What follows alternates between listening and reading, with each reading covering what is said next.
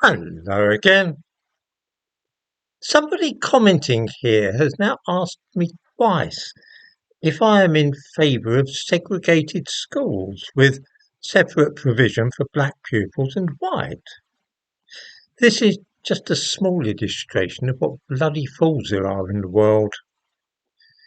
He was prompted to ask this question because I had remarked that there is an educational achievement gap with pupils and students of East Asian heritage at the top academically and black ones at the bottom, with white students somewhere in the middle.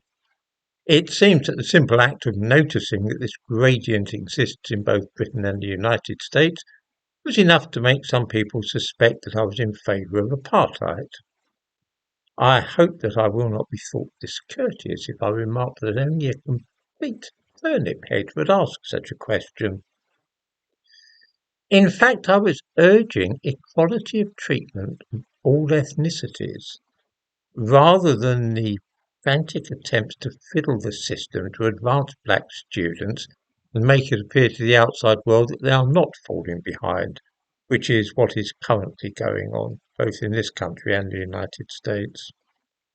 I was advocating that we treat students equally, and if some ethnicities do better than others, then simply accept that this might be a natural state of affairs, and not get too stressed about it.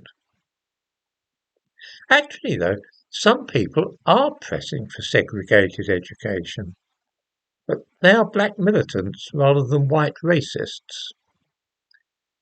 The return of segregated schools, against which so many people fought so vigorously in the years following the end of the Second World War in America, is seriously spoken of by some of the founders of critical race theory, people like Roger Delgado. It is almost beyond belief that black people themselves should wish for a return to separate schools for black children and white, but there it is. Here is Delgado talking about the subject of segregation as though it might be a viable and desirable scheme. This passage is taken from Critical Race Theory and Introduction. In the description to this video, I give reference to the book.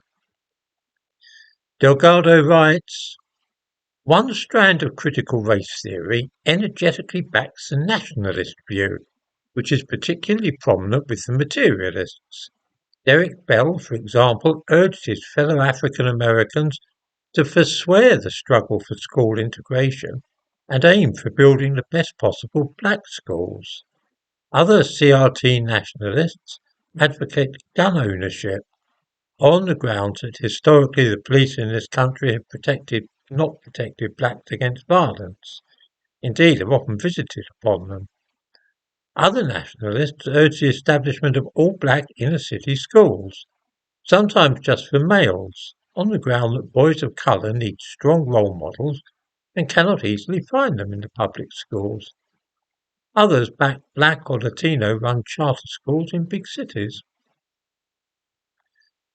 These measures are advocated on the grounds that black pupils, boys in particular, do not thrive in the school system and do not do as well academically as their fellow white pupils. Suggested explanations include racism on the part of teachers and a lack of strong black role models. I will say at once that I am most definitely not a supporter of such ideas. I have seen schools of this kind in action in this country, and they have proved disastrous. There was the John Loughborough School in Tottenham, for example, connected with the Seventh-day Adventists. The standard of education dropped so low there that in the end Haringey, the local authority, were forced to step in. I am frankly baffled as to why anybody would think I might be keen on such loopy experiments.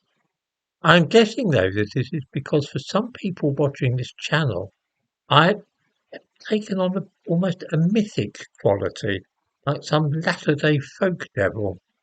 They attribute to me any bad and undesirable thing which pops into their heads. Apartheid and segregation are such ideas, and so they attempt to foist them off on me and pretend they are something of which I am likely to approve. Alas, when people like Simon Milligan play games of this kind, It calls for the most robust rebuttal on my part.